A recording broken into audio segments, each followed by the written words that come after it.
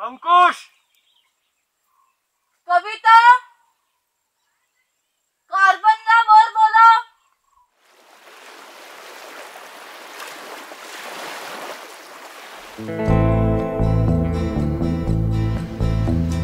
Hello, नमस्कार. आरपारच्या सगळ्या प्रेक्षकांना गुड मॉर्निंग. आता वाजलेत 5:30 आणि आपण चाललोय महाबळेश्वरला. आउटडोर शूट म्हणजे आमची टीम एकदम अशी एकदम एक्साइटमेंटमध्ये असते आणि सगळ्यांना आता झोपा पण आहेत डोळ्यावर, पण सगळे एन्जॉय पण करतायत. Let's go.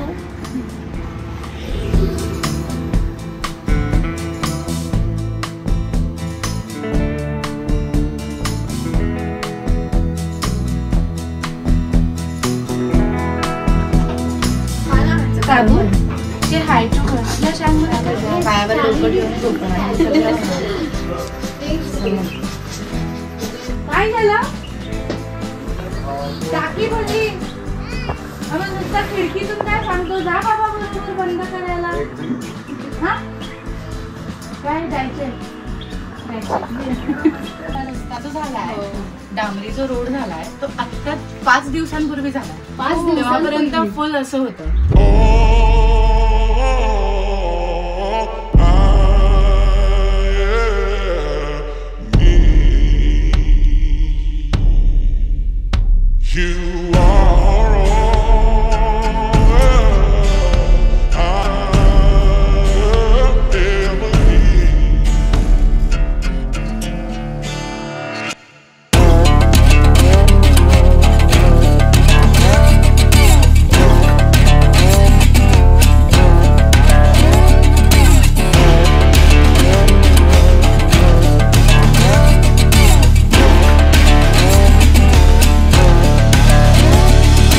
मला जमिनीवरती पाय ठेवायला 6, 7, 8 महिने लागले त्याच्यानंतर की काय झालंय. हा रोडच पूर्ण तुटून गेला होता. सॅक्रिफाईस तेव्हा करायला लागतं जेव्हा तुम्हाला त्या व्यक्तीबद्दल तेवढं वाटत नाही आणि तुम्ही तरी सुद्धा करता. म्हणजे तुझा संबंध नसेल, गावातल्या मुलांची लग्न होत नाहीयेत, पण तू खातीयेस त्याच्यामुळे विषमुक्त नसलेलं अन्न. शेतामध्ये आल्यानंतर आमचा जो खर्च आहे आठवड्याचा, तो जवळजवळ 500-600 रुपये. तो महिन्याचा आमचा 2000 रुपयांमध्ये आम्ही आनंदात जगतो. पॅशनची किंमत माहिती आहे आणि तुम्ही जर का आयुष्यामध्ये खुश नसाल कुठल्याही गोष्टींबरोबर, माणसांबरोबर, तर तुमची काय माती होते तेही मला माहिती आहे.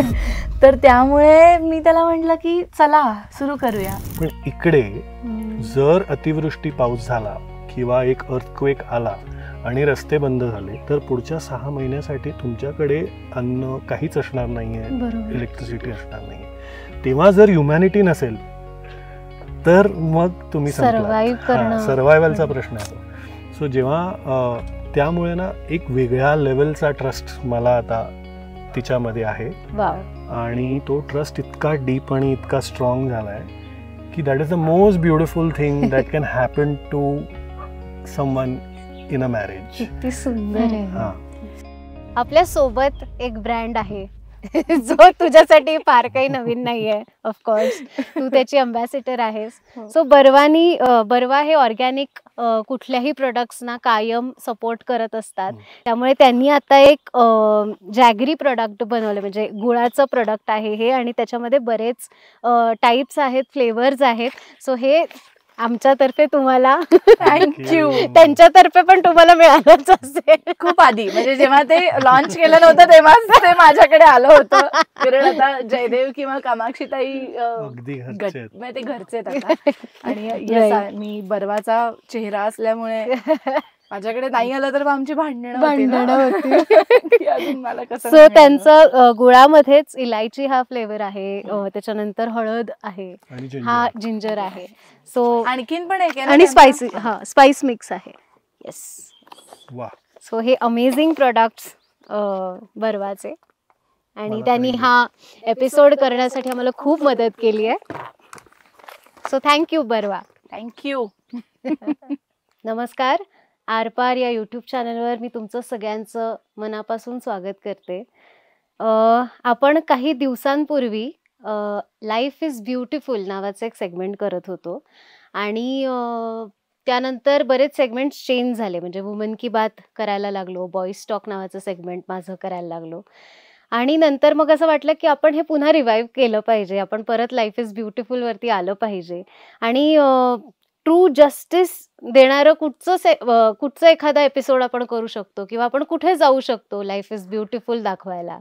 आणि पटकन आमच्या डोक्यात मृण्मयीताई आलेली आहे आणि तिचं आयुष्य तिने असं एकदम ड्रास्टिकली चेंज केलं. एवढ्याच बातम्या आम्ही ऐकल्या होत्या आणि वाचल्या होत्या आणि आज प्रत्यक्ष येऊन हे अनुभवल्यानंतर तिने हे असं का केलं असेल किंवा तिच्या मनात काय चालू असेल त्यावेळी आणि तिने कसा हा डिसिजन घेऊन ती आता एकदम अशी फुलफिलिंग लाईफ जगते हे एकंदरीत तिच्या चेहऱ्यावर आपल्याला लक्षातच येत असेल. आणि सो म्हणून आज आम्ही हे तिचं आयुष्य कव्हर करणं हे जरा अति हे वाटतं, भाग बनण्यासाठी एक भाग बनण्यासाठी आपण इथे आलो आहोत. स्वप्नील दादा आणि मृण्मयीताई तुमचं दोघांचं आरपार लाईफ इज ब्युटिफुल या सेगमेंटमध्ये स्वागत करते. थँक्यू. आणि येता येता इतके वेगवेगळे अनुभव आले. हा एक अनुभव घेण्यासाठी म्हणून आम्ही निघालो, पण असं वाटलं की बापरे या म्हणजे रस्त्यांवर, कारण मी शहरात वाढलेली मुलगी त्यामुळे इतकं लांबचं अंतर साधणं किंवा थोडे वळणावळणाचे रस्ते घेत जाणं थोडंसं अवघड होऊन बसतं शहरी लोकांना इथे येईपर्यंत. पण नंतर इथे आल्यानंतर जे फ्रेश वाटलंय म्हणजे इतकं सुंदर वाटलंय. तर गेल्या 5 वर्षात हा अनुभव कसा राहिलाय तुमच्यासाठी? आणि रस्ता आता 5 दिवसाआधी झालाय, तुमच्यासाठी बनवला. त्याच्या आधी हे पण नव्हतं. लिटरली 5 दिवस लिटरली 5 दिवस झालं. आणि आयुष्य एवढं पूर्ण बदलण्यामागचं कारण शेजारीच आहे माझ्या. कारण स्वप्नील ड्रायव्हिंग फोर्स आहे या सगळ्या गोष्टी मागचा. मी फक्त त्याला सपोर्ट करतेय. मला हे आवडतं, हा एक त्यातला खूप जास्त भाग झाला. पण अजूनही हे काही माझं प्रोफेशन नाही आहे. स्वप्नीलचं मात्र आता जे काही आहे ते सगळं इकडेच आहे. म्हणजे त्याने त्याचं करिअर पूर्ण चेंज केलं आणि 5 वर्षांपूर्वी आम्ही इकडे आलो. मग आत्ता रस्ता झाला. आय थिंक हा रोड हा जो आता डांबरीकरण झालेला रोड आहे तो खऱ्या अर्थाने आमचं लाईफ डिफाईन करेल असं मला वाटतं. कारण आत्ता 5 दिवसांपूर्वी हा झाला आणि आमचं सुद्धा आता जे आम्ही सेट होतोय किंवा एक खूप कष्ट केल्यानंतर जे एक फुलफिलिंग वाटायला सुरुवात होते. कारण तुम्ही कुठलंही करिअर, आता स्वप्नील इंजिनियर होता, त्याच्यानंतर त्यांनी कोरिया आणि सिंगापूरमधून MBA केलं. मग त्याच्यानंतर त्याचे 3 स्टार्टअप होते, 3 कंपनीज होत्या स्वतःच्या. माझं पूर्णपणे वेगळं लाईफ होतं, म्हणजे आहे, म्हणजे रादर अजूनही त्याचं नाही, आता माझं अजूनही आहे. पण सगळं सोडून कुठलीही बॅकग्राऊंड नव्हती आम्हाला आणि आम्ही दोघंही खूप हंबल बॅकग्राऊंडमधून येतो. म्हणजे आमचे आई वडील सरकारी नोकरी केलेली आहे चौघांनी, म्हणजे माझ्या पण आईवडिलांनी आणि स्वप्नीलच्या सुद्धा आईवडिलांनी. त्यामुळे असं काही खूप शेती हा मुद्दा कोणाच्या ध्यानीमनी पण नव्हता. बरं, तेव्हाची लोक अशी होती की जमीन विकत घेणं ही विजन पण त्यांच्याकडे नव्हती. म्हणजे माझे बाबा खरं तर खूप जास्त फिरलेले आहेत महाबळेश्वरमध्ये, कारण ट्रेकिंग त्यांनी महाराष्ट्रामध्ये रुजवलं, विवेक देशपांडे.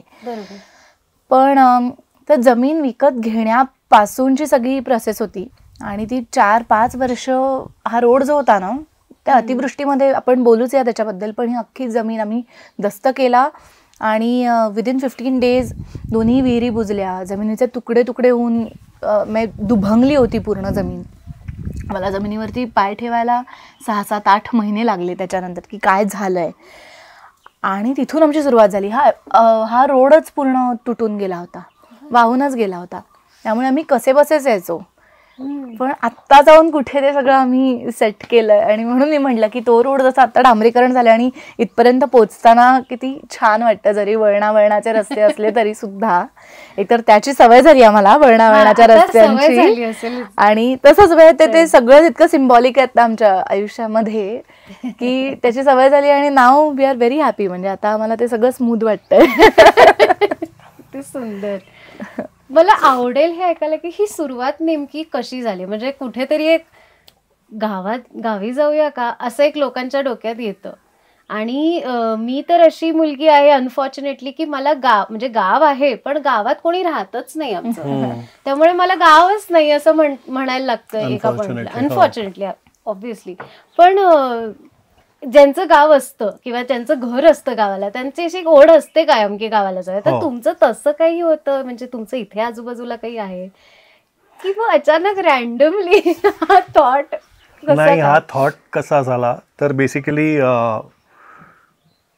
आम्ही मारुतराव चितमपल्लींना भेटायला गेलेलो आणि he is a great man. म्हणजे त्यांच्याबद्दल तुम्ही गुगल केलं तर तुम्हाला कळेलच. बऱ्याच लोकांना माहिती पण असेल, वाचली असेल यांची पुस्तकं खूप. ज्यांना माहित नाही त्यांनी जस्ट एक गुगल करा मारुतराव चितमपल्ली आणि तुम्हाला त्यांचं पूर्ण हे दिसेल. सो त्यांना आम्ही त्यांचा आशीर्वाद घ्यायला गेलेलो पार्ल्यात आणि त्यांनी जस्ट असं सुचवलं की तू वन स्ट्रॉ रेव्होल्युशन म्हणून एक पुस्तक आहे ते वाच. तेव्हा आमचं लग्न झालं नव्हतं. लग्न झालं नव्हतं, लग्न लग्नाच्या आधी ठरलं होतं आणि बाबांचे खूपच म्हणजे स्नेही मारुतराव, त्यामुळे मला त्यांनी लहान असल्यापासून बघितलेलं आहे. आणि मग स्वप्नीलला भेटवायला म्हणून आम्ही तिकडे गेलो आणि त्यांनी हे पुस्तक सांगितलं. आता तुम्ही बघत असाल खूप आपण सराउंडेड आहोत पुस्तकांनी. सो वाचनाची खूप आवड आहे. सो लगेच, आणि सवय अशी आहे आणि ही खूप चांगली सवय आहे, सगळ्यांना मी सांगेन की कुठलं चांगलं पुस्तक रेकमेंडेशन आलं ना लगेच कुठला तरी एक ॲप उघडायचा आणि ऑर्डर करून टाकायचा वेळ घालवायच्या आत. कारण this is a service to yourself. स्वतःला एक गिफ्ट देता तुम्ही तेव्हा. तर ते मी केलं तेव्हा आणि विसरून गेलो आणि मग ते पुस्तक आलं आणि ते वाचल्यानंतर मग असं एवढं पॉवरफुल आहे ते. कधी निमित्त लागतं आपण म्हणतो तसं पण असू शकतं. कारण बालपण अख्खं झाडांमध्ये, आंबे आल्या झाडं चढून कैऱ्या तोडायच्या, त्याचं लोणचं करायचं, स्ट्रीम्समध्ये खेळायचं. आणि हे मुंबईत होतं तेव्हा, चेंबूर होतं तेवढं सुंदर. मुंबई तेव्हा अशी होती लहानपणी. आणि आजी पण कोकणातली होती, तिच्याबरोबर जाणं फिरणं.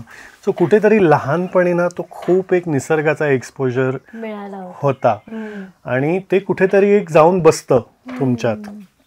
मग लाईफ पूर्ण सिटी लाईफ रेग्युलर जे आपण शहरात जसं आयुष्य जगतो तसं आम्ही जगलो. आणि ह्या पुस्तकानंतर मग मी क्वेश्चन करायला लागलो की का आपण हे करतोय, प्रत्येक डिसिजन का तशी होतीये, हे सगळं आम्ही क्वेश्चन करायला लागलो.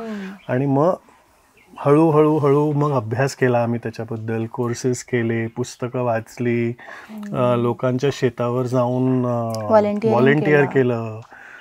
असं खूप अंडर द सरफेस खूप काम केलं. अभ्यास केला त्याचा, असंच मनात आलं आणि तुम्ही लगेच इथे आला तसं नाहीये. नाही, मनात आल्यानंतर अभ्यासाला सुरुवात केली. बरोबर, राईट. कारण जमीन घ्यायला सुद्धा एक वेळ लागतो. बरं, आम्ही आणि जे काही कमावतोय ते साठवत करतोय. म्हणजे असं नाही आहे की आई वडिलांकडून खूप काही, म्हणजे त्यांनी आम्हाला खूप छान वाढवलं आणि फ्रीडम दिला, पण त्याच्या पुढे आम्हालाच सगळं करायचं आहे. राईट.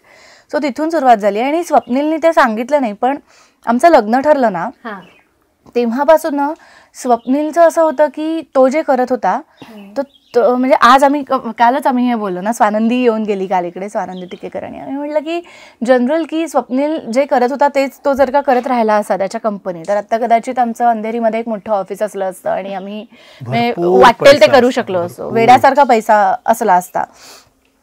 पण त्याचं असं झालं होतं की मी नुसते पैसे कमवतोय आणि आत्ता जे आजूबाजूला चाललं आहे ते काही फार निसर्गाला पूरक असं नाही आहे आणि आपण काहीच परत देत नाही आहोत कोणालाच.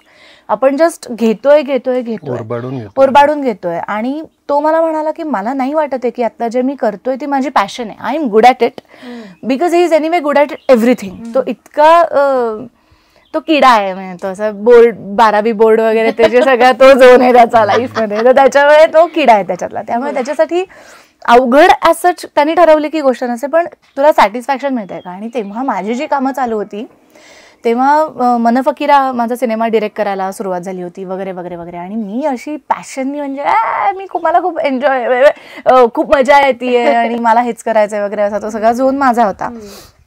आणि तो म्हणाला की तू रात्री 2 वाजता जरी आलीस घरी आणि पहाटे 6ला जरी निघालीस तरी तू किती खुश आहेस, तू किती दमलेली असलीस तरी तू किती खुश आहेस. तर मी नाही असा खुश. मग आमचं एक एवढंच डिस्कशन झालं की मग तुला काय वाटतं की कशाने तुला आनंद मिळेल. तर म्हणलं मला काहीतरी सस्टेनेबल गोष्टीमध्ये करायचं आहे, मला नेचरशी रिलेटेड काहीतरी करायचं आहे. सो हे आमचं बोलणं चालूच होतं. मग मारुतरावांची भेट झाली. मग त्याच्यानंतर त्यांनी पुस्तक वाचलं आणि देन ही वॉज लाईक की is it okay if I start doing this. म्हणलं ऑफकोर्स, कारण मला पॅशनची किंमत माहिती आहे. आणि तुम्ही जर का आयुष्यामध्ये खुश नसाल कुठल्याही गोष्टींबरोबर, माणसांबरोबर, तर तुमची काय माती होते तेही मला माहिती आहे. तर त्यामुळे मी त्याला म्हटलं की चला सुरू करूया. So there is no sacrifice, म्हणजे त्याला करायचंय मग आता नाही कसं म्हणणार वगैरे सीनच नाहीये. हे पण तुला सांगू, मला असं वाटतं की जे लग्न आनंदी असतं ना, जेव्हा त्यांचं खरंच प्रेम असतं ना, तेव्हा सॅक्रिफाईस हा शब्द, इव्हन आज स्वप्नील काहीतरी करत असेल 2-4 गोष्टी माझ्यासाठी, मी त्याच्यासाठी करत असेल, पण त्याला कधीच सॅक्रिफाईस करते मी काही, ही किनारच आमच्या डोक्यामध्ये येऊ शकत नाही, कारण आमचं इतकं प्रेम आहे एकमेकांवर. शब्दाची फ्रेमिंग बरोबर नाही. हा, सॅक्रिफाईस तेव्हा करायला लागतं जेव्हा तुम्हाला त्या व्यक्तीबद्दल तेवढं वाटत नाही आणि तुम्ही तरी सुद्धा करता. मग ते कळतंय तुला, म्हणजे सॅक्रिफाईस या शब्दाचा अर्थ मला कमी नाही करायचा आहे, किंवा लोक जे करतात सॅक्रिफाईस त्याला कमी नाही करायचं. हे मनापासून केलेलं नसतं, किंवा मनापासून जरी केलं तरी सुद्धा त्याला एक सिंपतीची किनार, हा एक रुखरुख असते. जो सॅक्रिफाईस करतो ना माणूस, त्याच्या मनात हे असतं की मी केवढं सॅक्रिफाईस केलंय तुझ्यासाठी, आणि तू काय करतोय. तो हिशोब तो थोडासा कधी कधी हिशोब मध्ये कन्वर्ट होऊ शकतो. बट दिस इज लाईक आनंदाने. हा, आम्ही ऍडजस्ट केलं खूप जास्त, कारण ऑब्व्हियसली, पण असं कुठलंच ना गोष्ट अशी कंपल्सरी वाटली नाही किंवा अरे आपण हे का करतोय, कारण जे काही करत होतो ते एकट्याने तर शक्यच नव्हतं. म्हणजे खूप जास्त त्याला नाही, जबरदस्त सपोर्ट, आणि आम्ही फिगर आउट करतोय हे, आणि त्याच्यामध्ये पण एक जॉय आहे. म्हणजे तुम्हाला शेवटी जर हे बघून एखाद्या कपलनी असा एक डिसिजन घेतला, तर मी एवढं म्हणेन की काही बेसिक्स आहेत जे तुम्ही सॉर्ट केले पाहिजेत. ओके, आणि त्याच्यानंतर you have to look at it as a game. तुम्हाला एक खेळ खेळता तुम्ही नवीन, आणि त्याचे रूल्स काहीतरी डिस्कवर होणार आहेत असं तुम्हाला बघायचं आहे, यु नो. कारण तुम्ही खूप त्याच्यात जर म्हणजे गुंतून गेलात ना, तर मग थोडासा अवघड आहे, कारण तुम्ही खूपच एक नवीन टेरिटरी फिगर आउट करणार आहात, आणि ही पूर्ण अननोन सिस्टीम आहे. तुम्ही एक नवीन कंपनी जॉईन करता तरी तुम्ही एका फ्रेमवर्क मध्ये जाताय, माहिती असतात पॉसिबिलिटीज. हा, तुम्हाला एक ब्रॉड माहिती आहे की हे स्ट्रक्चर आहे, ह्याच्या पलीकडे जाऊन हा हे यांचं काम आहे, हे यांचे ऑब्जेक्टिव्ह आहेत, हे यांची व्हॅल्यू सिस्टीम आहे, आणि त्याच्यामध्ये आपल्याला खेळायचं आहे. पण तुम्ही निसर्गाच्या व्हॅल्यू सिस्टीम मध्ये जेव्हा जाता तेव्हा ते इतकी कॉम्प्लेक्स सिस्टीम आहे, पण because it's so complex it brings you so close to yourself. कारण इन्स्टिंक्ट शिवाय तुमच्याकडे कुठला रोडमॅपच नाही आहे. इकडे ना थंबनी हे बघ असं पिंच करायचं, असं असं ही थंबनी पिंच कर. That's it. जमतंय का?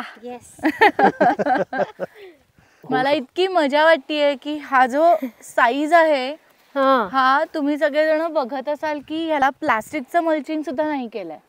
युजली स्ट्रॉबेरी वरती काळ्या रंगाचं ते प्लास्टिकचं मल्चिंग केलेलं असतं. भाताचा पेंडा येतो, आणि हा भाताचा पेंडा का स्वप्नील कडूनच शिकलीये, पण मी सांगते कारण त्याच्यामध्ये बी नसतं ना, भात झोडपल्यानंतरचा हा पेंडा असतो. त्यामुळे ह्यानी तुम्ही जमीन झाकलीत की गवत खालतून गवत उगवू नाही शकत, आणि आम्हाला प्लास्टिक कुठेच नकोय.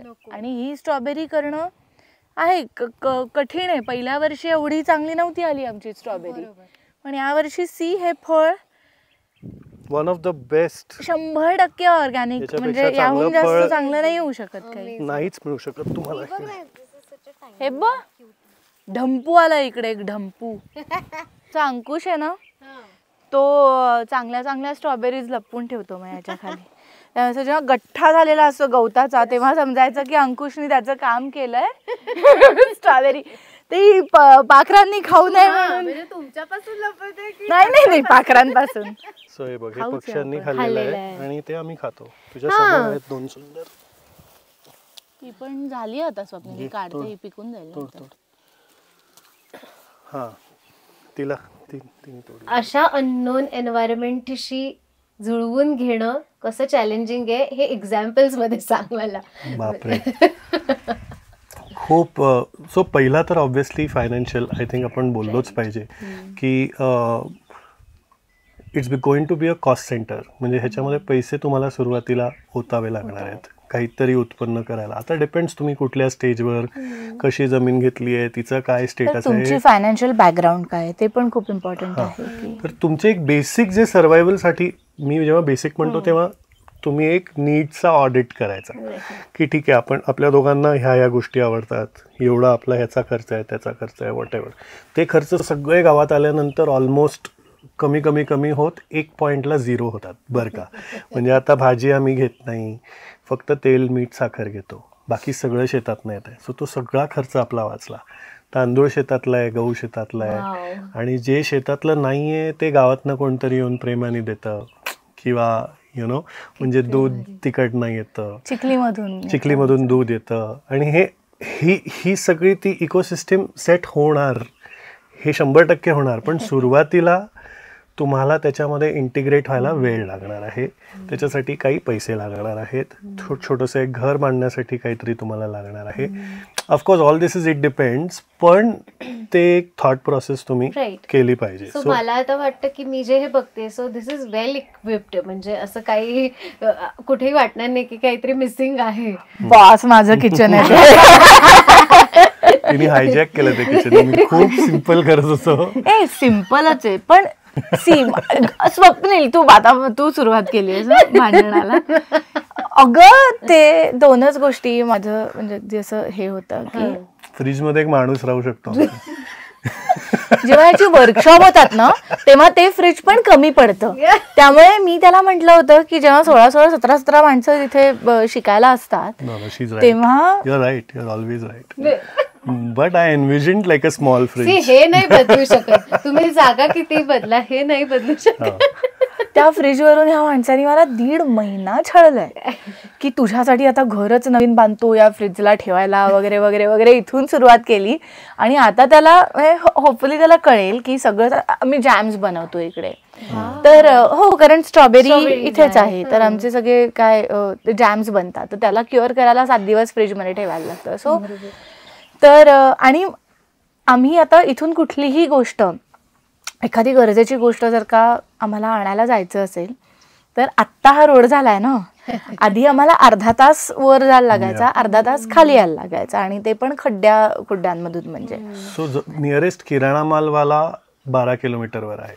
हा, just to give you context, 12 kilometre. असे आम्ही 5 वर्ष इकडे होतो, तर त्यामुळे ते किचन असंच पाहिजे की पटकन कोणीतरी आलं तर मला काही कमी नाही पडलं पाहिजे माझ्याकडे, हे मला कायमच वाटत राहतं.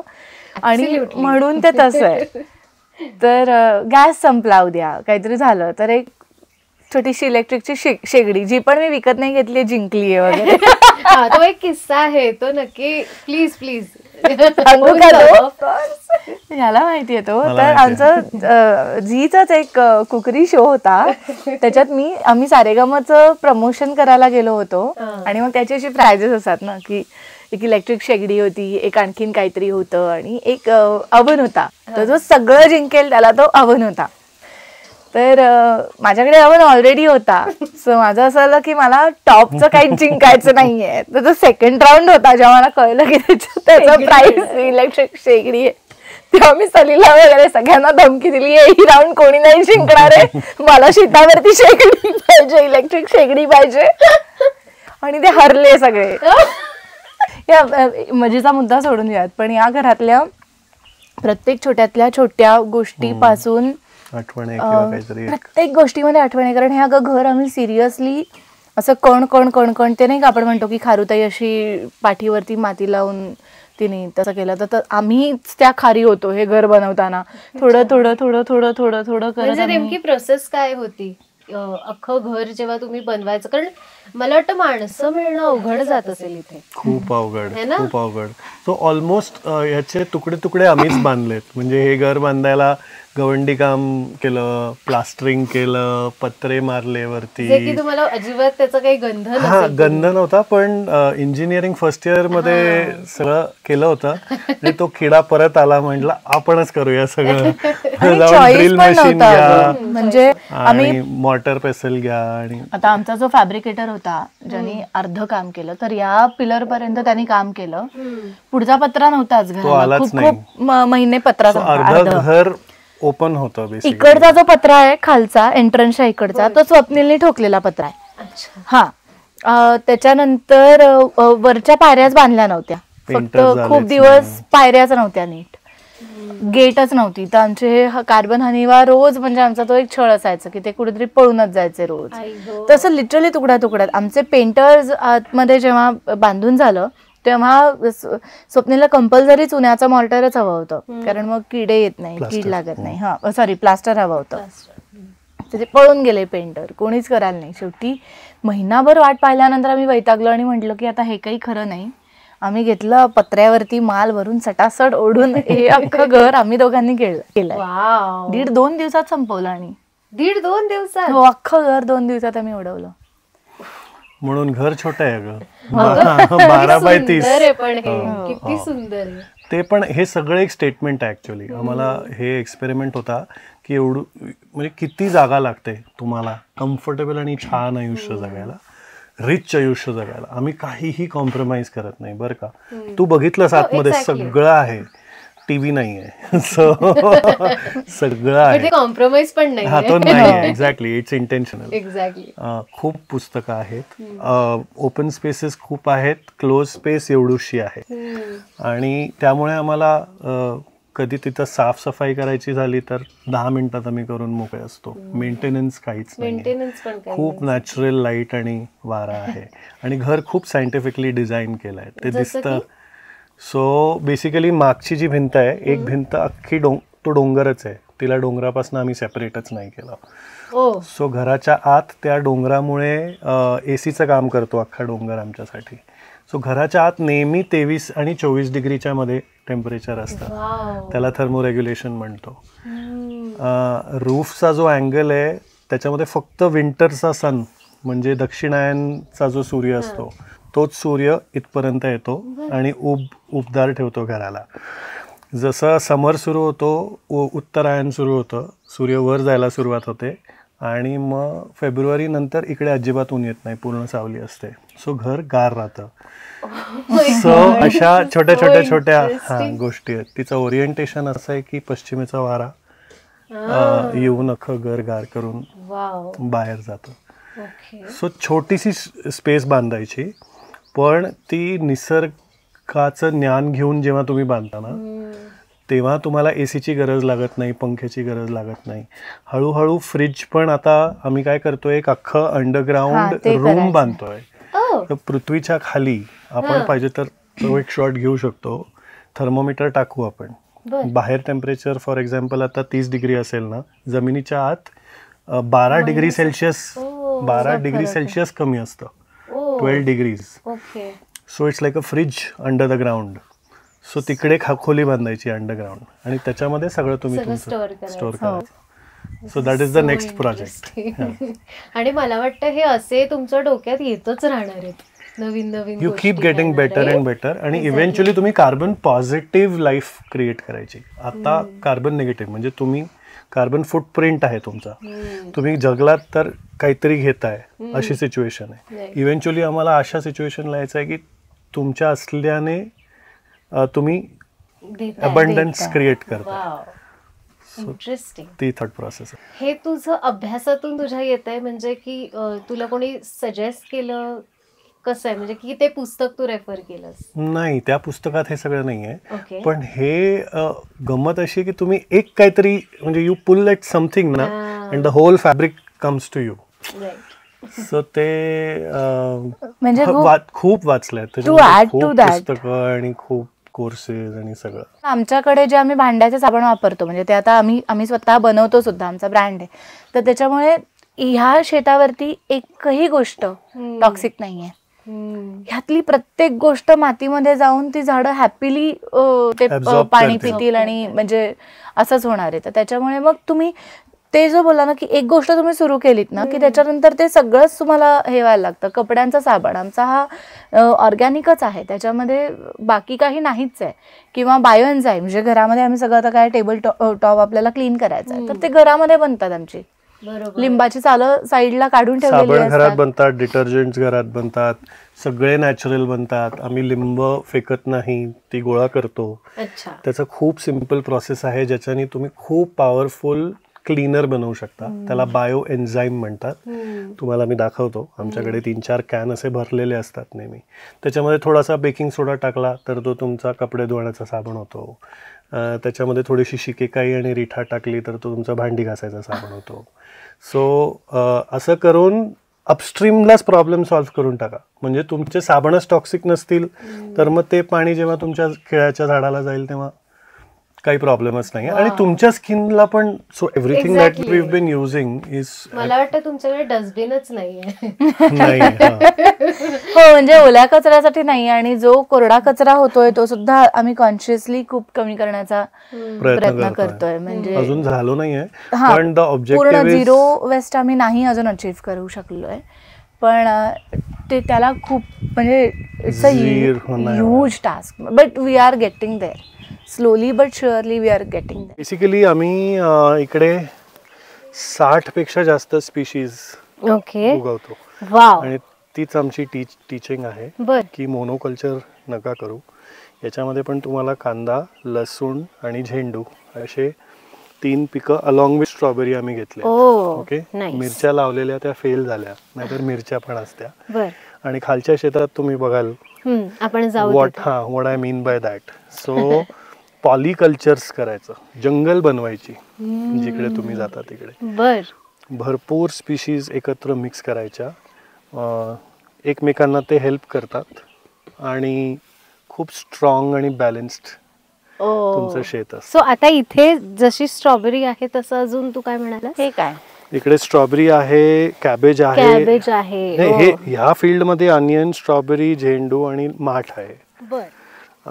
पण खालच्या फार्म मध्ये रेड कॅबेज, ब्रॉकली, काकडी, झेंडू, फरसबी, वाटाणा, गूसबेरी, पार्सली, सेलरी, या सगळ्या गोष्टी आहेत. परत स्ट्रॉबेरी खाली वेगळी स्ट्रॉबेरी आहे. ढोबळी मिरची, कॅप्सिकम. खूप जाऊ आपण तर जसं दिसेल तसं. सो हे जे मॉडेल आहे हे सस्टेनेबल कसं आहे मला सांग. म्हणजे एखाद्याला तुझ्यासारखं करावंसं वाटलं तर त्याने नेमकं काय करावं? थोडा खोल विषय आहे तो, तर वेळ लागेल आणि आम्ही तो शिकवतो. पण काय करावं लागेल थोडक्यात मी सांगतो. त्याला जंगलात जाऊन शांतपणे जंगल ऑब्झर्व करावं लागेल आणि त्याला असं काहीतरी ट्राय करायचं की माझं शेत या जंगलासारखं दिसलं पाहिजे. का? कारण जंगलात तू खत टाकत नाहीस, जंगलात तू तण काढत नाहीस, जंगलात तू पाणी घालत नाहीस, तरी जंगल हजारो वर्ष जगतं. बरोबर. तर एवढ्या लो मेंटेनन्स पेक्षा जास्त चांगला प्रोजेक्ट काय असू शकतो? जर इफ तुमचं शेत, आणि आता शेतकरी एवढा राबतो आपण म्हणतो, तर का? सो इव्हेंच्युअली इकडे पण आमचा गोल तोच असणार आहे की आम्ही फक्त human being should only throw seeds. आम्हाला फक्त बिया अशा टाकायच्या आहेत आणि बस, बाकी सगळं काम निसर्गाने केलं पाहिजे. म्हणजे काल मी गुरुजींशी बोलत होते, तू म्हटलीस की सस्टेनेबल कसं आहे. जेव्हा आमच्या आजूबाजूचे सुद्धा काही लोक ऑर्गॅनिक पद्धतीने पिकवायला सुरुवात करतील तेव्हा त्या सगळ्यांचं प्रोड्यूस लोकांपर्यंत पोहोचवणं हे जास्त सोपं होईल. आत्ता फक्त आम्ही आहोत. काल आम्ही आमच्या शेजारच्यांशी बोलत होतो. म्हटलं गुरुजी या स्ट्रॉबेरी बघा, एवढ्या एवढ्या एक स्ट्रॉबेरी म्हणले येतो. सो आम्ही स्वप्नील वेगळ्या मॉडेल्स वरती सुद्धा काम करतोय की जेणेकरून ऑर्गॅनिक पिकवणारे सगळेजण जर का एकेका तालुक्याचे लोक एकत्र येऊ शकले तर ते लोकांपर्यंत पोचणं. आणि त्याला आजकाल कसं आहे, ऑर्गॅनिक म्हटल्यावर सुद्धा आहेत त्याच्यामध्ये खूप प्रश्न किंवा हे नक्की ऑर्गॅनिक आहे की नाही, तुम्ही कसं बघू शकता वगैरे वगैरे वगैरे. तर त्याच्यावरती आम्ही काहीतरी सोल्युशन काढण्याचा प्रयत्न करतोय. आय थिंक पुढच्या काही महिन्यांमध्ये काहीतरी आम्ही अनाउन्स करू आणि we can come up with something. पण हे आहे त्याच्याबरोबर आता फक्त आता आम्ही आमच्या पुरतं करतोय, राईट. आम्ही ह्याच्यातून पैसे किती कमवू खाण्यामधून हे आता यावर्षी आम्हाला माहिती नाही. स्ट्रॉबेरी विकायला सुरुवात करू, पण मोस्टली आम्ही जॅम्स बनवू. We will sell the jams. ते एक झालं. स्वप्नील इकडे वर्कशॉप घेतो तो शिकवतो. आत्ता 3 दिवसांचा आहे त्याचा इंट्रोडक्शन टू पर्माकल्चरचा जो कोर्स आहे तो. थोड्या दिवसांनी तो 15 दिवसांचा होईल. इथे आम्हाला नॅचरल बिल्डिंग शिकवायचं आहे, फार्म टूर सुरू करतोय. सो जेव्हा या सगळ्या गोष्टी एकत्र येतात आणि दुसरी महत्वाची गोष्ट म्हणजे तुला मी मजा सांगते, तर शेतामध्ये आल्यानंतर आमचा जो खर्च आहे आठवड्याचा तो जवळजवळ 500-600 रुपये. खूप जास्त सांगते ना मी. काहीच खर्च नाही आम्हाला. खर्च आहे आमचा. सो महिन्याचा आमचा 2000 रुपयांमध्ये आम्ही आनंदात जगतो. आमच्या कार्बन आणि हनीवाचा जास्त खर्च होतो कारण त्यांना चिकन आहे तर त्यांना ते पण आम्ही आता कोंबड्या वाढवतो. म्हणजे अंडी आणि हे सगळं.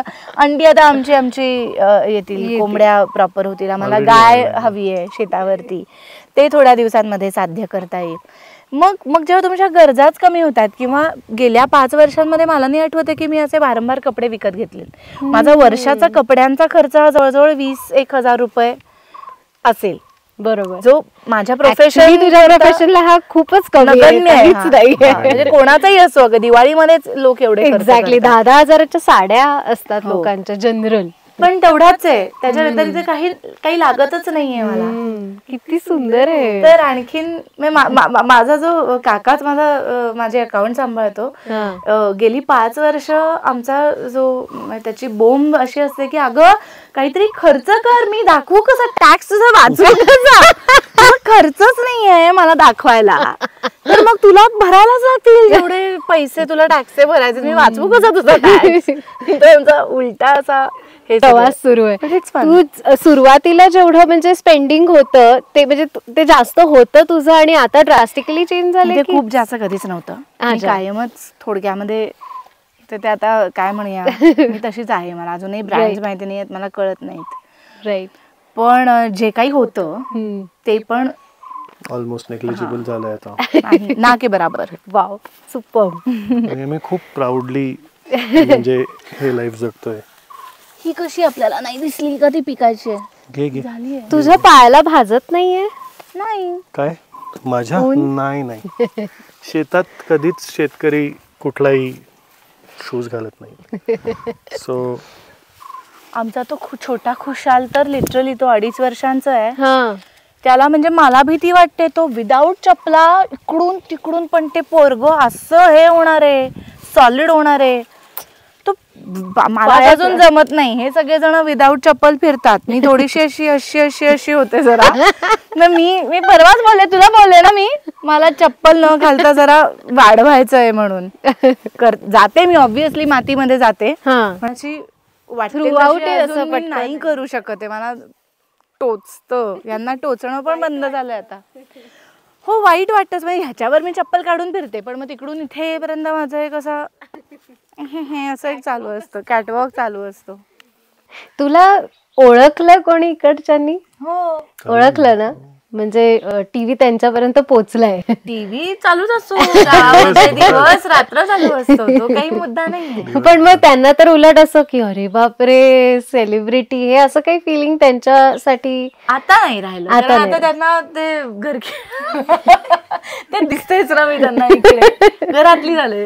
पण इनिशियली त्यांना अप्रूव्ह वाटलं. सेलिब्रिटी बेंडतीये, सेलिब्रिटी दगड आणि स्क्रीनवर वेगळी दिसणारी सेलिब्रिटी पेरतीये. आहा. पण म्हणजे तू हे सगळं तुला येत तर नसेलच, म्हणजे तू हे सगळं तू सेलिब्रिटी चिडली असं म्हणाला तर. हो, एकदा थैमान पण पाहिलंय माझं. Is it? काय आहे हे? काहीतरी होतच असतं. निसर्ग रॉ असतो बघ. पण चिडचिड कशावर होते तुमची? म्हणजे तुमच्या दोघांची असं नाही इन अ वे इथे आल्यानंतर की सगळ्या गोष्टी म्हणजे आपल्याला एक बेसिक काहीतरी मिळवायचं, म्हणजे किराणा मालाचं दुकान जर का 12 किलोमीटर असेल तर कुठच्याही गोष्टीवरनं चिडचिड होऊ शकते असं मला वाटतं. तर काय पद्धतीच्या चिडचिडी सुरुवातीला झाल्या? हा, खूप रिअल गोष्टींवर चिडचिड. ते उलट झालंय. शहरांमध्ये ना अर्ध्या गोष्टी चिडण्यासारख्या नसतात, काहीतरी किरकोळ असतं आणि त्याच्यावर तुम्ही चिडलेले असता. ओके, इकडे कसं म्हणजे पाणीच गेलं आणि प्यायला पाणी नाहीये किंवा कोणतरी पाणी, म्हणजे रिअल इश्यूज वर आम्ही चिडतो. जिकडे चिडायची गरज असते. नाहीतर आम्ही खूप आमचं एकमेकांबरोबर नाहीच नाही, चिडणं होत. म्हणजे काहीच. रादर इथे आल्यानंतर आम्हाला तो बॅलन्स मिळतो.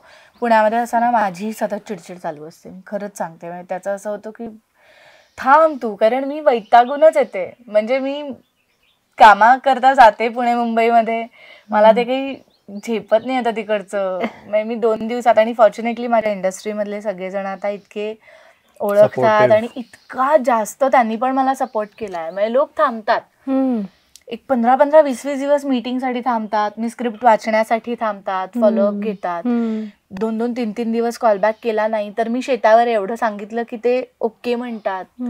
तर हे सगळं, तर मी अशी जाते, ते सगळं 3-4 दिवसांमध्ये सगळी कामं आटपते आणि तातडीनं इकडे निघून येते. पण तिकडे गेल्यानंतर मात्र माझी होते जाम चिडचिड होते, छोट्या छोट्या कारणांवरून होते. कारण इथे बघ ना, इथे खूप कामं केली ना तरी सुद्धा वेळ हाताशी उरतो, आणि तिकडे 2 कामं केली ना तरी अख्खा दिवस निघून जातो. सो मला आता तो उलटा बॅलन्स साधायचा फार त्रास व्हायला लागलाय. कारण माझं तिकडे ट्रॅव्हलमध्ये जवळजवळ 2-3-4 तास निघून जातात ट्रॅफिकमध्ये, मुंबईमध्ये, पुण्यामध्ये. गाड्या वेस्ट ऑफ लाईफ लाईफ म्हणाला, वेस्ट ऑफ लाईफ. ट्रॅफिक मध्ये तुमचं आयुष्य तुम्ही लिटरली वाया घालवताय. नाही, अगदीच खरं आहे हे. म्हणजे काय आणि ते आता तुम्हाला नकोसच झालं असेल. म्हणजे काय असं वाटतच नाहीये की 4 गाड्या झेपत नाही. 4 गाड्या दिवसात झेपत जातात नाही. मॅक्स. ते पण म्हणजे रोजचं त्यांचं ते महाबळेश्वरला नोकरी करतात म्हणून जातात. मग तुमचं इथे फिरणं कसं असतं? म्हणजे तुम्ही इथे फिरायला, एक मुंबई पुण्याच्या लोकांचं एक शतपावली किंवा फिरणं, आमची सहस्त्रपावली रोजच होते. शतपावलीमध्ये आता आम्ही मोजतच नाही. कारण इथे बघ ना, साधं मला पटकन काहीतरी गवती चहा हवाय, म्हणजे चहा करते तर इथे आपल्या दारात चहा, 4 पायऱ्या उतरा, त्यात हे 2 आमचे मुलं, आमची हानी, त्याच्या मागे धावणं, ते धावतातच इकडे तिकडे. तो एक गावाल्यांनी इतके कार्यक्रम बघितलेत माझे की एक तेच आपण सेलिब्रिटी म्हणतो, बोंबा बोंब करत हनी हनी, ती तिची ती हनीवा पुढे शेतांमध्ये पळत असते, मी इकडून तिकडून धडपडत डुगडुगत तिच्या मागे पळत असते. रोज सकाळी आम्ही चिखलीच्या देवळापर्यंत जातो, तिथून परत येतो. सो आपण हे फिरूया. मला असं वाटतं की आपण हे एक्सप्लोर करायला हवंय. नुसतं इथे बसणं म्हणजे पाप लागेल आम्हाला इथे नुसतं बसून तुमचा इंटरव्ह्यू केला.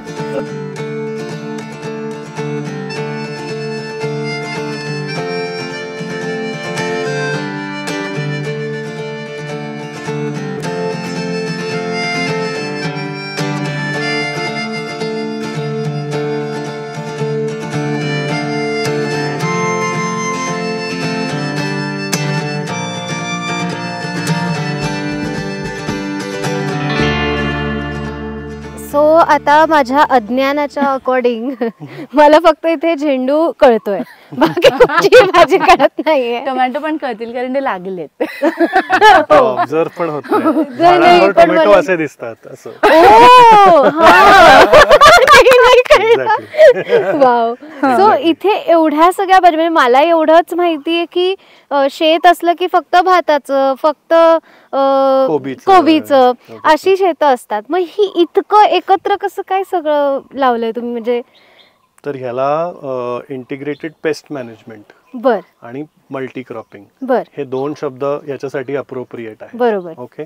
तर जंगलात तुम्ही बघता की एकाच स्पीशीजचं सगळं नसतं, राईट. वेगवेगळ्या स्पीशीजच्या वेगवेगळ्या गोष्टी असतात. तसंच तुम्ही बघाल की टोमॅटो आहे, ब्रॉकली आहे, सेलरी आहे, बरोबर, कोबी आहे, रेड काय सेलरी आहे, आणि ही रेड कॅबेज आहे, ही रेड कॅबेज आहे. ओके, लाल कोबी, purple cabbage, whatever you want to call it. बर. आणि मध्ये मध्ये झेंडू आहे. बर. सो 6 का 7 भाज्या एकत्र आपण लावल्या तर जंगलाच्या सिस्टीमला मिमिक करतो. सॉइल डायव्हर्सिटी राहते. किडा एखादा, फॉर एक्झाम्पल कोबीचा किडा आला, बरोबर, त्याला जर सगळी कोबी दिसली तर तो सगळं स्वच्छ करून जाईल. म्हणून आपल्याला औषध मारावं लागतं. औषध हा चुकीचा शब्द आहे, पेस्टिसाइड विष मारायला लागतं. कोणालाही मारायचं असेल तर आपण औषध देतो का विष देतो? विष देतो. पण जर हे मल्टिपल हे झालं, कारण आपण 0 पेस्टिसाइड पॉलिसी आपली, आपण अजिबात विष देत नाही. बरोबर. म्हणून मग ही स्ट्रॅटेजी आहे आणि दिसायला पण खूप सुंदर. आय मीन हो ना, खूप म्हणजे सुंदर इतके दिसतं. कलर्स आहेत एवढ्या एका पोर्शन मध्येच, खूप सुंदर येलो दिसतं. पर्पल. आणि परत तुम्ही बघाल की पानं खाल्लेली आहेत हा थोडी थोडी बाहेरची, येस येस, जसं की तू म्हणालास मगाशी की हे हेल्दी आहे. पण आतमधला कोबी एकदम हेल्दी आहे. ओ अच्छा, नाईस. आणि आम्हाला थोडं बघायचं आता, हे धरायला पण लागलंय बघ आतमध्ये, तो गड्डा धरायला लागलाय किती cute. आणि आम्ही थोडी पानं खाल्ली असली तरी तसंही खातो आणि आम्हाला काही झालं नाहीये. म्हणजे आम्ही मला वाटतं की तुम्हाला टचवूड आणि काय होणार पण नाही. हे बघ आता हे सुंदर आपले बेल पेपर्स आहेत. ढोबळी मिरची ह्याला मित्र किडी म्हणतात मराठीत. आणि हे तुमच्या लागणाऱ्या पेस्टना खातात. ओ अच्छा. तर तुम्ही जेव्हा पेस्टिसाइड मारता तेव्हा तुम्ही सगळ्यांनाच मारून टाकता आणि ते बेनिफिट तुम्ही गमावून बसता.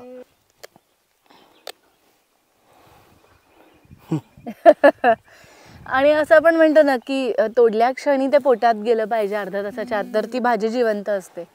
तर ती खरोखर त्यांच्या पोटात जाणार आहे अर्ध्या तासात.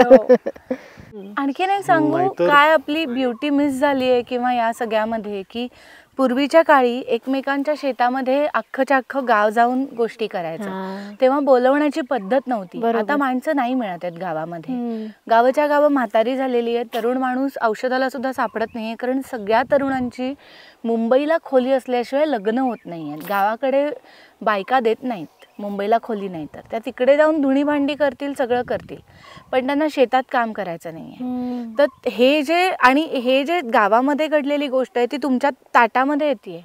म्हणजे तुझा संबंध नसेल गावातल्या मुलांची लग्न होत नाहीयेत, पण तू खातीयेस त्याच्यामुळे विषमुक्त नसलेलं अन्न. बरोबर. कारण तुला बघ ना, जेव्हा माणसं कमी होतात, हे फिजिकल लेबर आहे, तुला याच्यासाठी माणसंच लागतात, तुला तण काढायला माणसं लागतात.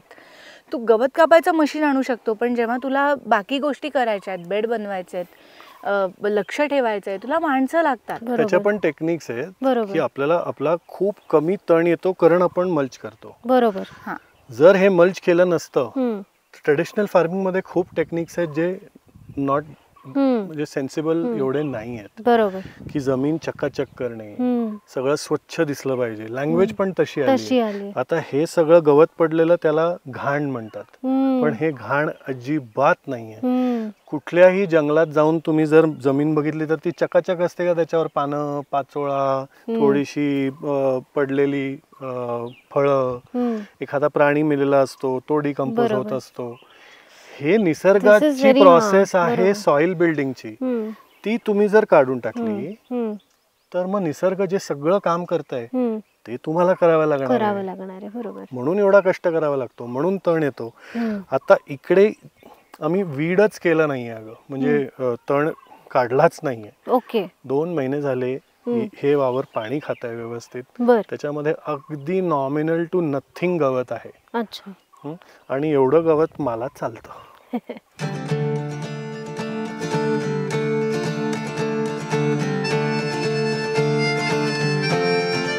आपले स्कूल्स कसे कॉन्क्रीटच्या 4 भिंतीमध्ये ते बेंचेस लावून, ती कसं यार, कोण पण इनटेक मोडमध्येच नाही आहात तुम्ही तुरुंगातच आहात. Your in prison, U know. So you should always learn, specially learning environment ना शुड बी ओपन, वॉल्स नसल्या पाहिजे ऑलवेज. बापरे, मला तर इव्हन आम्ही हे पण करायचो, प्रेप जेव्हा चालू होतं मन्ना फकीरा किंवा मनाचे श्लोकचं सुद्धा. सो मन्ना फकीराच्या वेळेला जे ऑफिस होतं त्याला एकच ती विंडो होती. आम्ही वेडी व्हायचे, म्हणजे माझं असं आलं की मला शक्य नाही आहे. मग मी ते माझ्या घरामध्ये शिफ्ट केलं आणि आम्ही गच्चीमध्ये बसायचो काम करत. कित्येकदा ते काचेच्या याच्यामध्ये मला सुचतच नाही, काही ब्लॉक व्हायला होतं, पूर्ण ब्लॉक व्हायला. बॉम्बेमध्ये तर किती ऑफिसेस ना खिडकीच नाही आहे. हो, क्युबिकल, फक्त एसी आहे, खिडकीच नाही आहे. ग्रे मोनोकल्चर झालंय ना आजकाल. त्या वॉल्स पण सगळ्या एका म्हणजे असं grey colour is. Leave it. असं कसं लीव इट? नाही, तू जातो ना, take it. Yes, good boy, good Bobby. Sit you. असू द्यायला असं. चिंग्या बसून राहता तुम्ही. Okay, finish. सिट बाबू.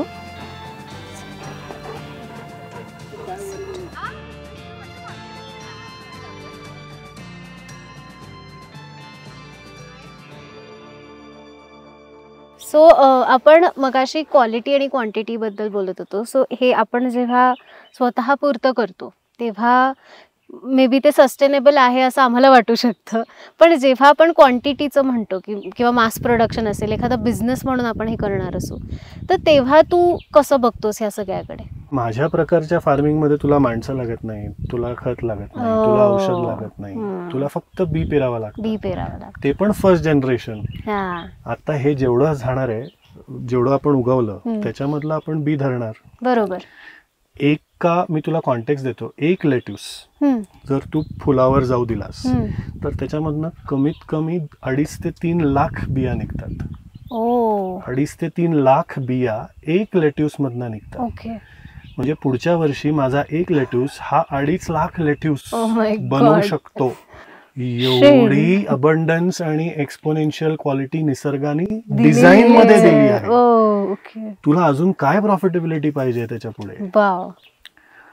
पण मूर्खपणा असा चाललाय की सगळे जाऊन विकत घेत आहेत मार्केटमधनं लेट्यूसच्या बिया. कितीला माहितीये? 20 बिया 100-200 रुपयाला विकतात. तू जस्ट कम्पॅरिझन म्हणजे तू बघ काय आहे. सो माझा एक बेझिल म्हणजे तुळशीचाच एक हे असतो आणि तो इटालियन फूड्स मध्ये बेझिल पेस्टो सॉस वापरला. बेझिलचा तो एक तुरा असतो ना, त्याच्यामधनं कमीत कमी 1000 बिया निघतात एक तुऱ्यातनं. आणि बेझिलच्या अशा 50 बिया तुला 300-400 रुपयाला विकत मिळतात. आणि दरवर्षी शेतकरी जातो, बिया विकत घेतो आणि लावतो. पण म्हणजे त्यांना हे माहितीच नाहीये का? नाही, असं नाहीये. ते कंडिशनिंग आता खूप कंडिशनिंग झाली आहे की 50-60 वर्षांपूर्वी एवढी होती का? ही जे आता जे आपण खतांची आपल्याला माहिती आहे, पेस्टिसाइड्स आपण तेवढे होते का 60-70 वर्षांपूर्वी? तेव्हा हेल्दी खाल्लेलं आहे. आपल्या आजी आजोबांनी, वाडवडिलांनी खूपच जास्त चांगलं खाल्लेलं आहे. तेव्हा ते राखायचे, तेव्हा बिया राखायचे ना. तेव्हा हे बिया मार्केटमधून विकत घेण्याची सो काहीतरी होतं, काहीतरी खूप सुंदर होतं, आपण ते हरवलं. आणि आता पण मला हेही वाटतंय की तो अवेअरनेस पुन्हा वाढतोय. हे आपण जे काम करतोय आता ते एक्झॅक्टली तेच आहे. पण मग तू हे शिकवण्यासाठी काही करतोस का? म्हणजे तुझं वर्कशॉप्स म्हणा किंवा अशा गोष्टी? हो. सो आता 16 जानेवारीला वर्कशॉप आहे. 30ला एक बॅच आहे. 30ला एक बॅच आहे. महिन्याचे 2 वर्कशॉप आम्ही घेतो. कोइन्सिडेंटली आपण वर्कशॉपच्या क्लासरूम मध्ये बसलो. सो हे एक उमराचं झाड आहे आणि हे एनर्जी सेंटर आहे आमच्या शेताचं. खूप सुंदर वाटतं इकडे बसल्यावर. बाहेर ऊन असलं तरी आत आपल्याला कसं फील होतंय एक्झॅक्टली कन्वे नाही करू शकत, पण खूप चेहऱ्यावर दिसत असेल. खूप प्लेझेंट, खूप शांत आणि खूप रूटेड वाटतं आपल्याला. जमिनीशी कनेक्टेड असतो आम्ही. पाय शेणाने सारवलेले आहे आम्ही हे, आणि पाय मातीत असतात नेहमी. आणि ओपन आहे, भिंती नाही आहेत या क्लासरूमला. आणि कारण आपण निसर्गाचाच अभ्यास करतोय, this is the perfect classroom. So हे सगळं आपण सिस्टमॅटिकली एका प्रोग्राम मध्ये इन्क्लूड केलंय, पूर्ण डिझाईन केलाय तो वर्कशॉप.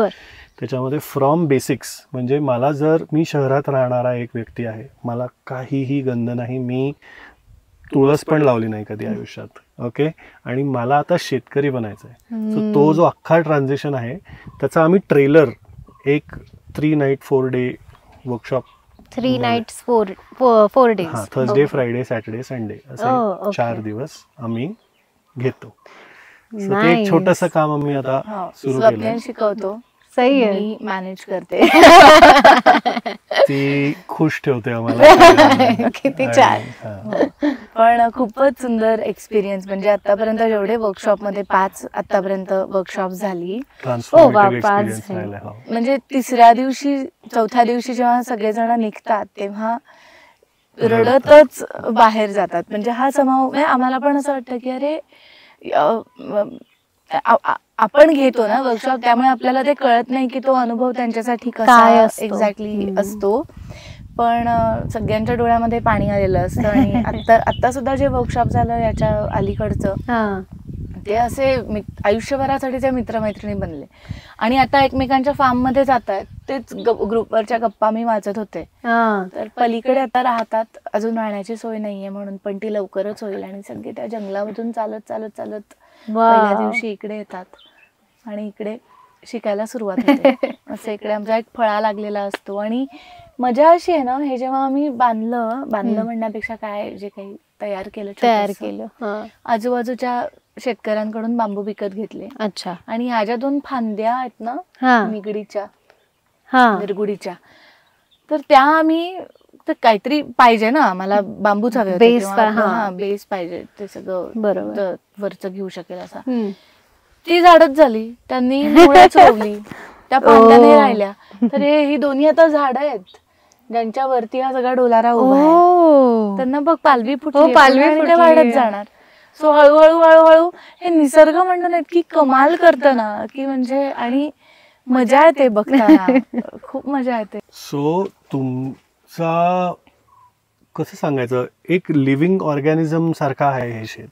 कारण त्याला आम्ही त्याच्यात आपण उगीच काहीतरी आपण केमिकल वगैरे टाकू का आपल्यामध्ये? नाही टाकणार. अनफॉर्च्युनेटली ह्युमॅनिटी त्या डिरेक्शन मध्ये चालली. कोणाला बोटॉक्स आणि कोणाला गाल मोठे पाहिजे, ओठ मोठे पाहिजे, तर काहीतरी टाकून बिकून आपण ते सगळं भयंकरपणा सगळा करतोय. तर ती विकृती, I think it's a disorder which is coming from, really it is, आणि it is coming from us. Our relationship with ourselves is translating into our relationship with the planet. Wow, it is so interesting. So एका लहान मुलाला जेव्हा तुम्ही खरंच असं जंगलात सोडून दिलं ना, तर त्याला कसलीही भीती वाटत नाही. तो आनंदाने बागडत सगळ्याबरोबर एंगेज करतो आणि खेळतो, आणि ते टेक्स्चर्स आणि स्मेल्स ना, ते त्याच्या डेव्हलपमेंटसाठी खूप इम्पॉर्टंट असतात.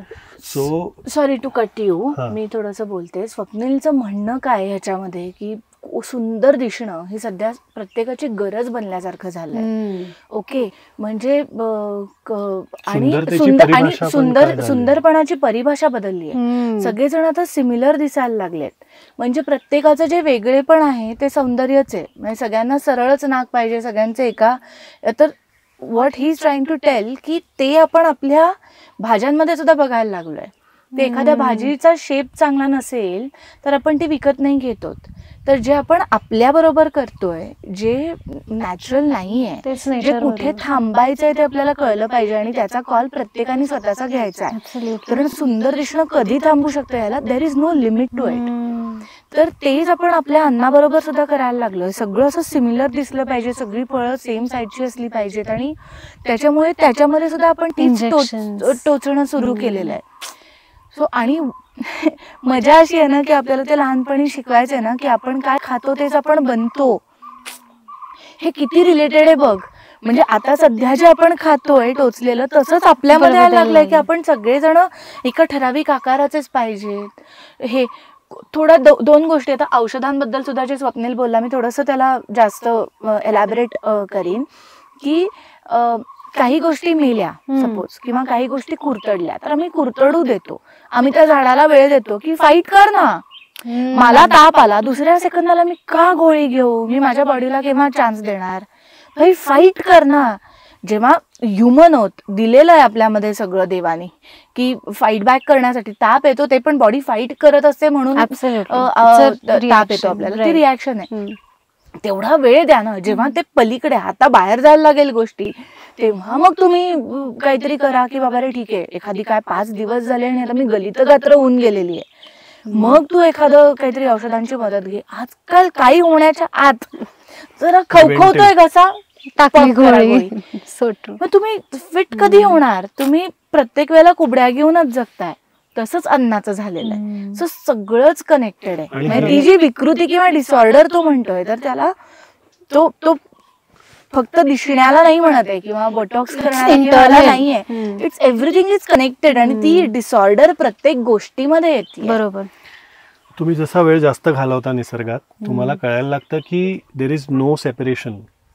काही वेगळं नाहीच आहे, हेच आपण आहोत, आपणच हे आहे, हे खूप ऑब्व्हियस होऊन जातं. म्हणजे औषधांची गरजच नाही पडणार जर तुमचं जेवण व्यवस्थित असेल, कारण ते औषधच आहे. जिवंत जेवण जर तुम्ही घेता त्याच्यावरचा जो मायक्रोफ्लोरा असतो तो तुमच्या सॉइलचा मायक्रोफ्लोरा असतो. तुमची माती हेल्दी असेल तर तुमचं पीक हेल्दी असेल. तुमचं पीक फ्रेश तुम्ही जेव्हा खाता तेव्हा तुमचं आरोग्य फ्रेश राहतं. तुम्हाला काहीही होऊ शकत नाही. तुम्ही already this is preventive medicine, right? त्याच्यामुळे तुमची बुद्धी चांगली राहते आणि तुमची बुद्धी चांगली राहिली तर मग तुम्ही व्यवस्थित करता सगळं. आयुष्य छान जगता, प्रेमात जगता आणि स्माइल जास्त असते आणि हेल्दी जास्त राहता तुम्ही. सो हे तुम्हाला 4 दिवसाच्या वर्कशॉपमध्ये पॉसिबल नाही आहे, पण त्याचा एक फ्लेवर किंवा एक ट्रेलर आम्ही देतो. आणि ही जी क्लासरूम आहे आणि आपण जिकडे आता बसलोय ना ते अर्ध काम करत असतं. आपण जे पाणी पितोय, आपण ब्रेकमध्ये जे जेवण जेवतो, ज्या दुधाचा चहा पितो, हे सगळं इतकं प्युअर आहे सगळं. Everything is healthy. सो ते सबकॉन्शियसली अंडर द हुड काम करतंय आणि इंटेलेक्च्युअली आपण वर्कशॉपमध्ये काम करतो. म्हणून 4थ्या दिवशी इतका तो ट्रान्सफॉर्मेटिव्ह चेंज असतो. I can't wait to start the full permaculture design certification course. हा एक अख्खा 14 ते 17 दिवसाचा कोर्स आहे जो आमची इच्छा आहे की इकडे आम्ही कंडक्ट करावा. तुम्ही आम्हाला जर का तुमच्यापर्यंत पोहोचायचं असेल तर आम्ही कसं पोहोचायचं? इंस्टाग्रामवर नील अँड मोमो, NEILANDMOMO असा हँडल आहे आणि आमची वेबसाईट आहे neelandmomo.com /IPC. म्हणजे त्याच्यामध्ये लिंक्स आहेत. तुम्ही एकदा वेबसाईटवर गेलात तर तुम्हाला. सो आपण हे डिस्क्रिप्शन मध्ये आपल्या टाकूच की ही जी लिंक आहे त्याला तुम्ही जाऊ शकता. बरं मला सांग की जसं तुम्ही शेती करायला शिकवता तसं प्राण्यांना घाबरू नये अशा गोष्टी सुद्धा तुम्ही शिकवता. मी क्रॅश कोर्स पासून करायला सुरुवात तयार आहे. कार्बन पासून सुरुवात कर, कारण कार्बन माणूसच आहे, त्याला सगळं कळतं. त्याच्या इतकं तो भयंकर गोड आहे अगं. तर त्याला मी म्हंटल ना जाण्याच्या आधी तू असे डोळे बंद करून जस्ट त्याच्या डोक्याला जर का हात लावलास असं समज की एखादं कार्पेट आहे आणि वेबसाईट मध्ये त्याचा फोटो आहे. तो खरंच मालक आहे या सगळ्या स्वप्नातला आणि त्याला आम्ही शक्यतो बांधत नाही. आणि वर्कशॉपमध्ये पण तो असा बागडत असतो. आमच्या दुसऱ्या धाकटीला मात्र आम्ही बांधतो आता. बापरे, तिने आजी अशी ते धाकटी आगाऊच असतात कार्टी. म्हणजे मला असं वाटतं की ते धाकटं जे भावंड असतं ना किंवा धाकटं पोर जे असतं ना ते महा असतं. It is all connected. त्याच्यावर कार्बनवर पण ती दादागिरी करते. अख्खी पंचक्रोशी तिच्या मालकीची. नुसतं ते सकाळी आणि सगळं पेरणी झाली आहे ना आता, तर मग मातीत जाऊन लोळा, 4 यार आणखीन गोळा करा, टीम बनवा, मग धुडगूस घाला, इकडे जा तिकडे जा. रोज ती अख्खी माखून आलेली असते आणि कंप्लेंट्स असतात. तुमची तांबडी कुत्री आमच्या शेतात लोळतीये की बोंबा बोंब सुरू. कानपडी म्हणतात तिचं. अच्छा. सो हा प्रश्न विचारण्याचं कारण असं होतं की ही जे म्हणजे आता झाडांशी तुमचं नातं आम्ही एक्सप्लोर केलं. मगाशी एक ससा आला होता इथे आणि तुला ते तिथे जाऊन मग तुझ्या लक्षात आलं. सो ही प्राण्यांशी पक्ष्यांशी तुमचं नातं कसं डेव्हलप झालंय ते ऐकायला आवडेल मला. लहानपण, आय थिंक हे सगळं लहानपणी, जेवढ्या लहानपणी आपण मुलांना निसर्गात एक्सपोज करू. आणि अनफॉर्च्युनेटली काय झालंय, आता आपण एक्झॅक्टली ऑपोजिट दिशेने चाललोय. आता निसर्ग राहिलाच नाहीये शहरांमध्ये. झाड मुश्किलीने एक दिसतं, ते पण कुठलं तरी विलायती झाड असतं, स्थायिक झाड नसतं. सो आय थिंक जेवढं आपण एक्सपोज करू लहानपणी लोकांना तेवढं सोपं होऊन जातं पुढे लाईफ मध्ये त्यांना हे करायला. लेटर इन लाईफ ऑल्सो मी तुला ऍडवाइस करीन की खूप ट्रेक्स कर, खूप फिर. म्हणजे असं आता मुंबईत आहेस तर आरे कॉलनी, संजय गांधी नॅशनल पार्कला जा, वाडा पालघर साईडला जा, वसई विरार साईडला जा. जेवढी नेचरमध्ये गेलीस आणि जेवढा तू इंटरॅक्ट केलास ना, तुला खूप इझी होऊन जाईल ते कनेक्ट करणं. पण आमच्यासाठी नेहमी लहानपणापासून आय वॉज ओके. मी घाबरायचे, ती घाबरायची कुत्र्यांना, खूप घाबरायचे मी. पण स्वप्नीलला कायम हवं होतं, त्यामुळे एक दिवस मी सरप्राईज दिलं त्याला कार्बनला घरामध्ये आणून.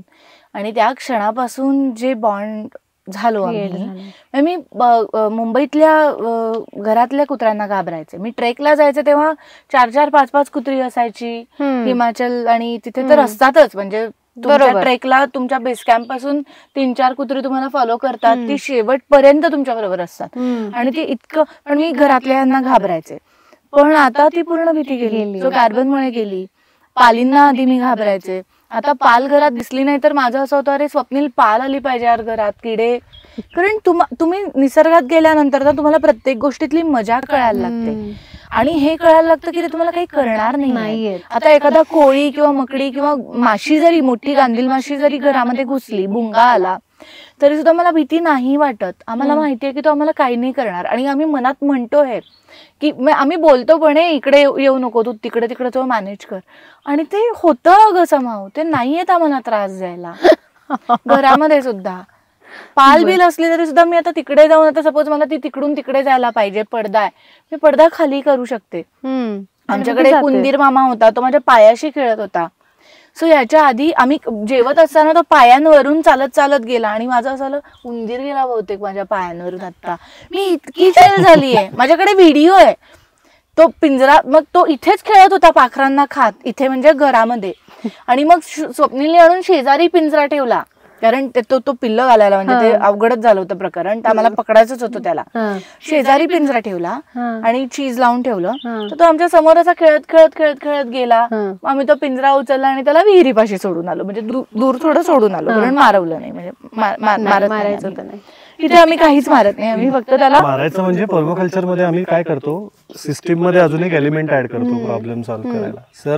सो उंदीर आला ना तर मांजर आणायची. आमच्या शेजारी गुरुजींच्या मांजरीला 2 पिल्लं झाली आहेत. कालच आम्ही गेलो होतो, आम्ही बोलणी करून ठेवली आहे की तुमचं एक पिल्लं आमच्याकडे द्या म्हणून मांजरीचं. ते म्हणाले की हो, कारण तिची जी आई आहे ती, तिचं राज्य आहे, दोन्ही शेतांमध्ये ती खाली उंदीर येत नाही. पण आता इकडे थोडेसे वर कधी झाले तर मांजर आणा, गाय कधी आणायची. सो गायीसाठी आमच्यात खूप भांडणं झाली. ती मला आणू देत नाहीये. नाही, आणू देत नाहीये असं नव्हतं. स्वप्नील नीट सांगायची स्टोरी, असं एक वाक्य नाही फिरवायचं.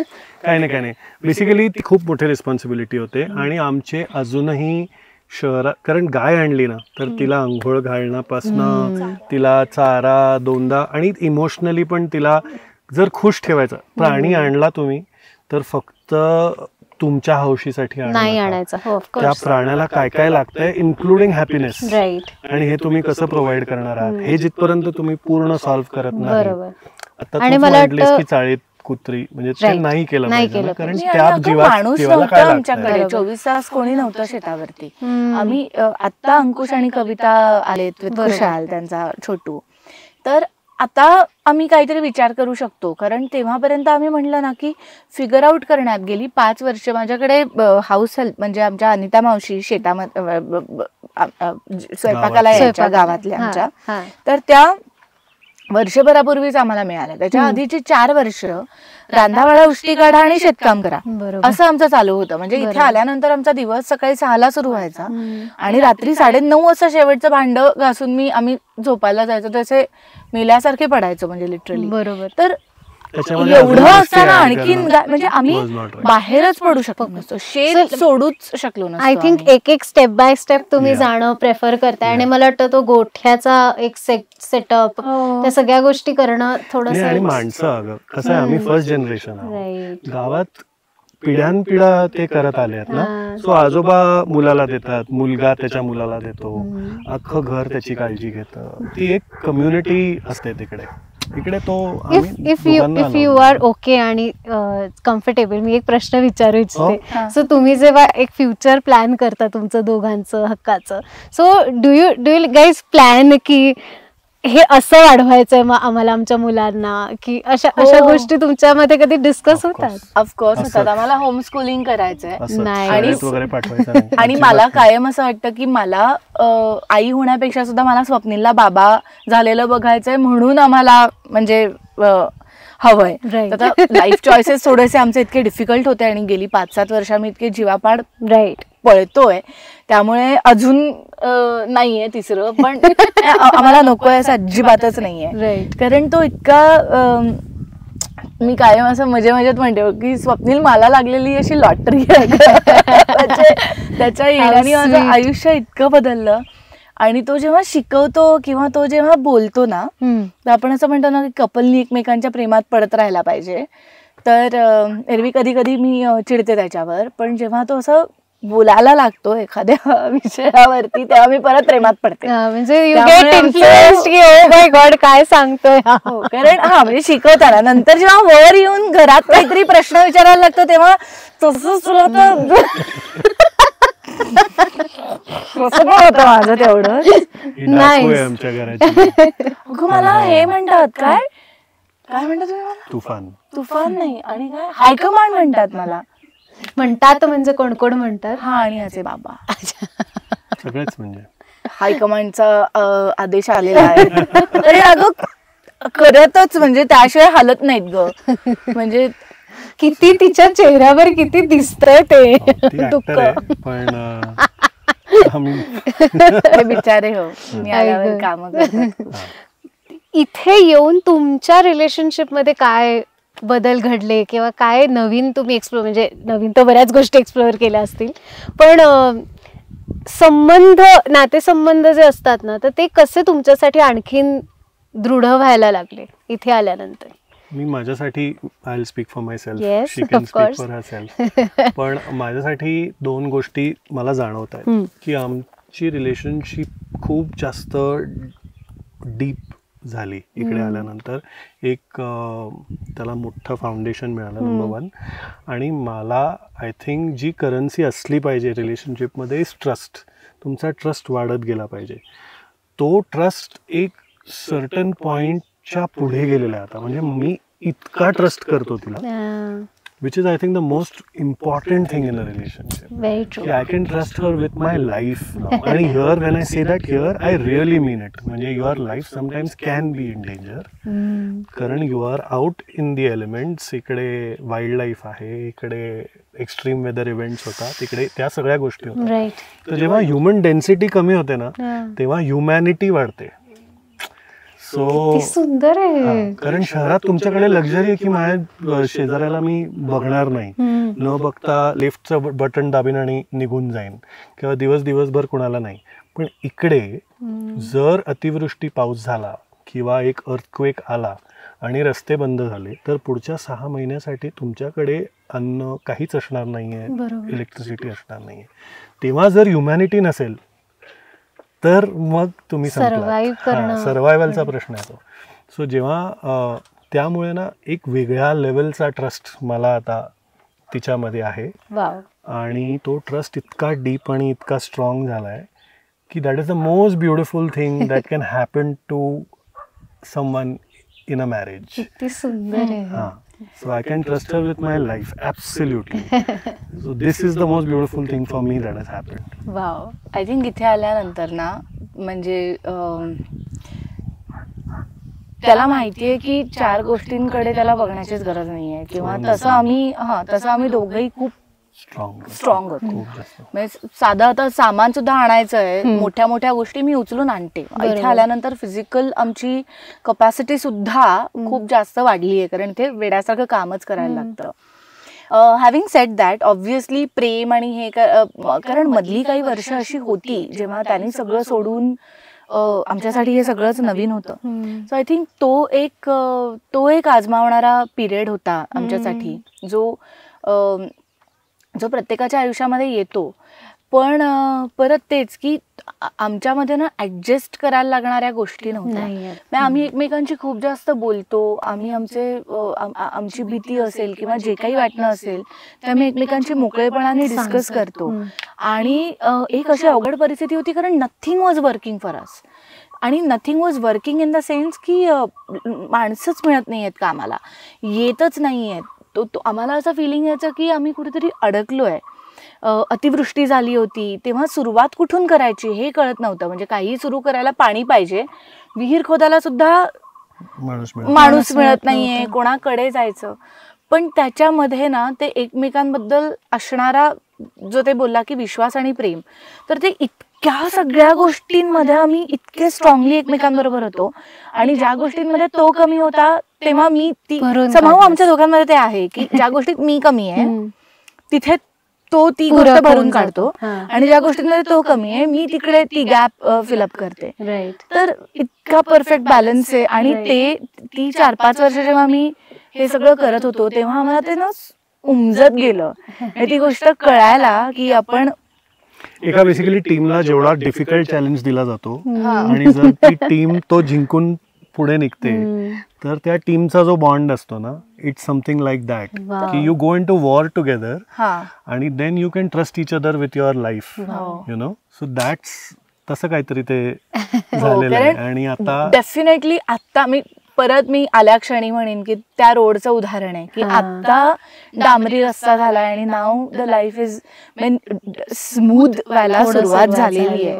पण we had our days because what we are doing is it is challenging आणि इट इज ब्युटिफुल. पण नक्कीच beautiful. Yeah, I don't want to scare people. म्हणजे it's challenging, but I mean you can do it sensibly. तुम्ही अभ्यास करून यायला हवं हे खरी गोष्ट. असं व्हॉलेंटियर करा. एक्झॅक्टली. कारण व्हॉलेंटियर करा, 2-3 महिने इकडे राहा, शेत तुमच्यासाठी आहे, कळून घ्या. एकदा मी म्हटलं सवय झाली ना की खूप सोपं जातं. ते सवय होण्याचाच तो भाग असतो. आणि मजा झाली. मी हे आपल्या रिलेशन बद्दल बोलतेय स्वप्नील. आता असं काही मी बोलत नाहीये पण वेगळं काहीतरी करतोय. आणि म्हणजे तुम्ही असं नका. आणि हे लोकांना कळलं पाहिजे की असं नाही की तुम्ही फक्त हसाल. काही दिवस असणार आहेत की जे डिफिकल्ट आहेत. पण जेव्हा तुम्ही दोघं एकमेकांबरोबर असता ना, जेव्हा तुमचा नवरा आणि बायकोला सेम गोष्ट करायची असते किंवा स्वप्नीलला करायचं तेव्हा मी आहे, मला काहीतरी करायचं तेव्हा स्वप्नील आहे. तर जेव्हा एकच माणूस करायला जातो ना तेव्हा ते जास्त डिफिकल्ट होतं. जेव्हा तुम्ही दोघंही एकत्र असता त्याच्यामध्ये तेव्हा अवघड जरी गोष्ट असली तरी यू सेल थ्रू. अवघड नसते असं नाही, ती कमी अवघड होऊ शकते किंवा अवघड वाटत नाही. तुम्ही सहज करता ती गोष्ट, इझिली पार करता. अजून एक यालाच कनेक्टेड प्रश्न असा की तुमच्यामधल्या गप्पा बदलल्या आहेत का? ती आता JCB आणि पोकलेनची पॉवर आणि मॉडेल ओळखू शकते आणि तिला कुठला फावडा कशासाठी वापरला जातो आणि ही थापी याच्यासाठी बरोबर नाहीये त्याच्यासाठी आहे आणि बाइंडिंग तार काय असते. हे जे वोकॅब्युलरीतले शब्द आहेत जे आयुष्यात नव्हतेच कधीच नव्हते ते सगळे आलेले आहेत आता. आणि शाबादी फरशी रफ असते का पॉलिश्ड असते. आमच्यावरलं कॉन्व्हर्सेशन डेफिनेटली बदललंय. पण आता ते जास्त आता स्वप्नीलच्या भाषेमध्ये मी थोडी बोलू शकते. कारण आधी सुरुवातीला हा जेवढा वाचतो किंवा हा एखाद्या विषयामध्ये जेवढा जास्त घुसतो तर मला त्याच्याकडून जे ज्ञान झिरपतं ते मी सध्या घेतेय. माझा स्वतःचा या क्षेत्रामध्ये खूप जास्त अभ्यास तसा नाहीये. स्वप्नील करतोय आणि तो मला शिकवतोय. मी म्हणेन की तो सगळा अभ्यास करतो तर लाईक फिल्टर्ड. पण आता स्वप्नील मला असं माझ्याकडे हसून बघतो आणि म्हणतो मोमो तो तर हे शब्द वापरायला लागली. ओ मोमो तो तर असं बोलायला लागली. पण शी एन्जॉयज इट. तिला खूप आणि she is a natural. Right. So आणि तिला खूप आवडतं. तिला ती असं दाखवते की मीच सगळं करतोय. पण लिटरली आमची झाडं काही सफर होत होती पावसाळ्यानंतर आणि एक झाडाबरोबर तिने जाऊन त्याची काळजी घेतलीये, गप्पा मारल्यात त्या झाडाबरोबर की भाई तुला फाईट करायचंय, सोडायचं नाहीये. आणि त्याला पालवी वगैरे फुटली, मग आम्ही सेलिब्रेट केलं. It's a different. मला वाटतं तू खूप जास्त तुझं सायन्स वर भर आहे आणि तिचा खूप इमोशन्स वर भर आहे. असं करून त्याचा दोन्ही आहे. इमोशनल आहे पण त्याला ज्ञान पण आहे. असं तो बॅलन्स आहे. समहाव जिथे ज्या क्षणी जे कमी असतं ते दुसरा त्याच्याकडे ते असं जसं होत आहे. तर त्याचं वर्कशॉप असतं तेव्हा मी किचन मध्ये असते किंवा मी सगळं बाकीचं ओके आहे ना ते बघते. पण कधी कधी असंही झालंय की मला सकाळी जाऊन आज मला रोपं लावाविषयी वाटतायत तर मी रोपं लावत बसली आहे आणि स्वप्नील चहा करतोय आणि ब्रेकफास्ट करतोय आमच्यासाठी. पण जी मुळात म्हणजे मला काय असं वाटतं जी शक्तीची कामं आहेत ना ती माणसाने ती हा करतो. निसर्गाने तसंच बनवलंय. त्यामुळे नॅचरली मी त्याचं स्वयंपाक आहे ना बाबा रे, जेवण सगळ्यांची वेळेवरती होतात ना किंवा पाहुणे आल्यानंतर त्यांच्यासाठी पटकन 4 गोष्टी उठून करणं. आणि ते मला जेंडर स्पेसिफिक म्हणण्यापेक्षा ना त्या मला खूप जास्त बायकांना ते खूप जास्त आतून येतं. अरे पटकन 4 गोष्टी करणं, समजणं किंवा एक 4 गोष्टींकडे ऍट द सेम टाइम लक्ष असणं. म्हणजे आमचा कुकर जरी ठेवलेला असला तरी शिट्ट्या पण मोजल्या जात असतात, आमची भाजी पण शिजत असते, पलीकडे कणिक पण मळली जात असते. सो ते नॅचरली असतं. मल्टीटास्किंग असतंच इन जनरल. हो, फक्त आता ते टास्क बदलले हो, एवढंच आहे. आणि त्याच्यामध्ये काही मला वाटतं की त्याला ना असं ट्रीट नाही केलं पाहिजे की हे इन्फिरियर आहे किंवा हे सुपिरियर आहे. नाही, सगळ्यांची आपली इम्पॉर्टन्स आहे काम. यार. हा म्हणजे if you don't feed the family, बरोबर, द फॅमिली वोंट सर्व्हाइव्ह. म्हणजे हे जेव्हा कॉन्व्हर्सेशन होतात ना, बरोबर आहे तुझं, की तू करतोय ते भारी आणि मी करतोय ते कमी, तेव्हाच हे एवढं ते जेंडर आणि हे ते सगळं बरोबर, हायरार्की आणि हे बायफर्केशन जेव्हा तुम्ही करता तेव्हा गडबड होते. बरोबर. अदरवाईज तुम्हाला असं कधी आयसोलेटेड फील, किंवा आता नसेल कदाचित, आता सवय झाली असेल, पण सुरुवातीला असं, कारण शहरापासून एवढं लांब आलोय, किंवा माणसं म्हणजे शहर जरी नकोसं झालं तरी माणसं हवीशी असतात ना. सो माणसं जेव्हा हवीशी असतात आणि ती इथे आजूबाजूला दिसत नाहीत पटकन, तेव्हा मग एकटेपणा आणि म्हणूनच वर्कशॉप्स, म्हणूनच फार्म टूर्स, म्हणूनच आणि उलट लाईफ केलेलं. आता टिपिकली लोक काय करतात की महिनाभर काम करतात जे त्यांना अजिबात आवडत नसतं पण पैशासाठी करावं लागतं, आणि ते करून मग 2 दिवस कुठेतरी सुट्टीसाठी जाऊन शांत ठिकाणी जाऊन येतात. आम्ही एक्झॅक्टली उलट केलेलं आहे. आणि आम्ही 2 दिवस कुठेतरी जाऊन खूप गर्दीत सगळा राडा करतो आणि लगेच परत येतो. तर मी ती अनालॉजी अशी ईगल सारखी घेतो, की तो फक्त तेवढ्या पुरता जाऊन टच करून परत वरती आपल्या निवांत स्पेस मध्ये असतो. तरी स्वप्नील खूप जास्त म्हणजे त्याच्या मित्रमैत्रिणींना मिस करतो. मी तर खुशच असते. मला इथून मला जावंसच वाटत नाही कोणाला, आणि मी खरंच मिस नाही करत. म्हणजे तू बघ अशी म्हणत होतीस की तू एकटी राहिली होतीस. खूप आवडतं. मी अशी 2-2, 4-4, 5-5 महिने कोणालाही न भेटता राहू शकते. बट दॅट्स मी. कारण मला लहानपणापासूनच मला असं माझे असे खूप जवळचे मित्रमैत्रिणी फॉर व्हॉट एव्हर रिझन्स, कारण मी कधी अवेलेबलच नसायचे. मी खूप लहान असल्यापासून काम करते. मग डान्स झाला की मग नाटक झालं की हे, मग ते, त्यामुळे माझं असं घट्ट मित्रमैत्रिणी कुठल्या, कारण जेव्हा ते चिल करायचे, मजा करायचे, तेव्हा मी काहीतरी वेगळं करत असायचे, बरोबर, तालीम असायची वगैरे वगैरे. पण स्वप्नीलचा इतका घट्ट जीवस्य कंठस्थ त्याचे सगळे मित्रमैत्रिणी, त्यांना तो खूप मिस करतो.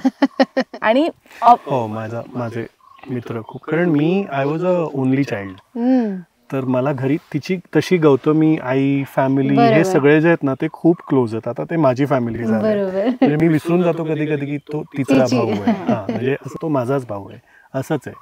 सो तिला ना ते कधीच, but for me my friend circle was always my family. They were like brothers और सिस्टर्स टू मी. सो त्यामुळे it's like getting away from family. So ते होतं, कठीण होतं माझ्यासाठी. पण ती पहिली 2 वर्ष, मग त्याच्यानंतर जेव्हा आम्ही घर छोटंसं झालं आमचं, मग लोक यायला लागले. मग आता म्हणजे तसं नाही, पण पहिली वर्ष आठवड्यात ना 2 ते 3 दिवस कोण ना कोणतरी असतंच. आता आम्ही कधी कधी असं म्हणतोय, नका येऊ प्लीज,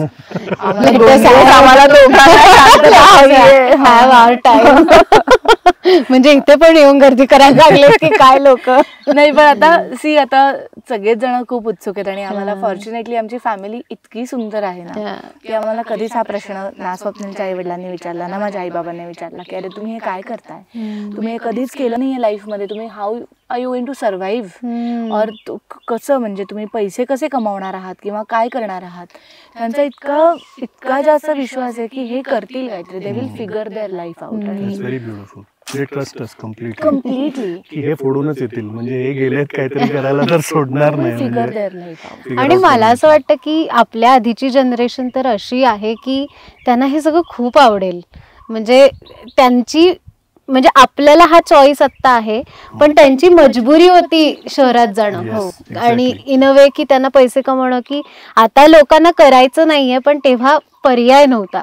सो त्यांना तर परत यायची तर फारच इच्छा असू शकते. आणि खूप जणांना, म्हणजे हे आता सुद्धा मी ऍड करीन की आताही खूप जणांना त्यांची मजबुरी आहे. म्हणजे तुम्हाला पैसे कमवायलाच लागतात, कारण पैशांशिवाय नाही पॉसिबल होत.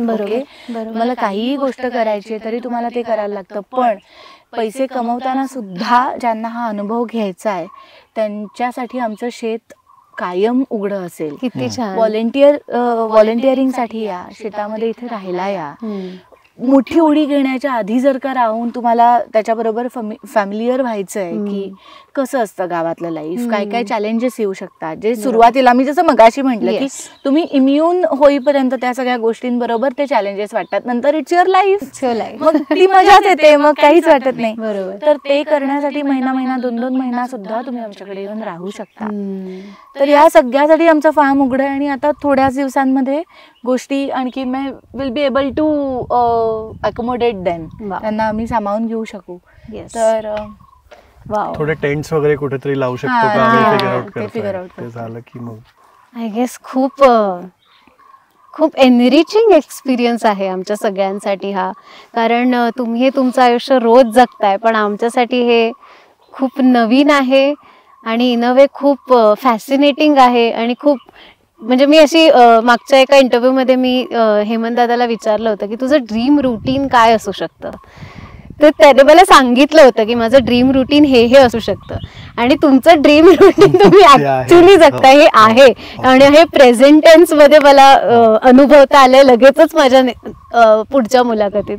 So I am so fortunate आणि लकी की तुम्ही इथे इतकं सुंदर आयुष्य जगताय, ते आमच्यापर्यंत पोचवू शकलात.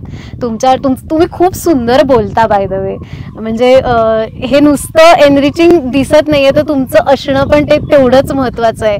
म्हणजे जसं की कार्बनसाठी तसं या इंटरव्ह्यूमध्ये आमच्यासाठी, कारण तुम्ही हा अनुभव आम्हाला देताय, अदरवाईज तो आम्हाला आला नसता. त्यामुळे थँक्यू सो मच. तुम्ही खूप गोड आहात आणि तुम्ही जे करताय ते खूप गोड आहे. आणि तुम्हाला खूप शुभेच्छा. तुमचं काम कायम सुरू राहो आणि तुमच्यापर्यंत अशी अनेक लोक पोहोचव आणि त्यांनी पण तुमचं काहीतरी इन्स्पिरेशन घेऊन त्यांच्या आयुष्यात काहीतरी चांगलं करावं. आणि मी पण माझी भीती घालवायचा प्रयत्न करणार आहे जेन्युइनली. कारण मला हे जाणवलं इथे आल्यावरती की हे जे आवाज येत आहेत ते मी कधी ऐकलेच नाहीयेत. आणि हा सगळ्यात मोठा प्रॉब्लेम आहे की मला त्याच्याशी अडॅप्ट करण्यासाठी मला तिथे जास्तीत जास्त यावं लागेल, तेव्हा मी अडॅप्ट होईन. सो मी माझ्या परीने खूप प्रयत्न करणार आहे. हे माझं न्यू इयर रेझोल्युशन असू शकतं. तू किती छान बोललीस. आता हे वाक्य किती पॉवरफुल होतं की खूप लोकांना माहितीच नाहीये की त्यामुळे ते एलियन वाटू शकतं. एक्झॅक्टली. सो जेव्हा जितके जास्त आपण त्यात जाऊ तितकं जास्त ते भीती जाते आणि तुम्हाला एक आवडू लागतं. मेन आवडू लागणं इम्पॉर्टंट आहे. सो मी काय बोलू आता वेगळा अजून एंड काय करायचा. मी खूप जास्त ओव्हरवेल्म्ड आहे आणि तुम्ही पण हे सगळं बघून झालाच असाल. माझं 0 क्रेडिट आहे ह्या सगळ्यात.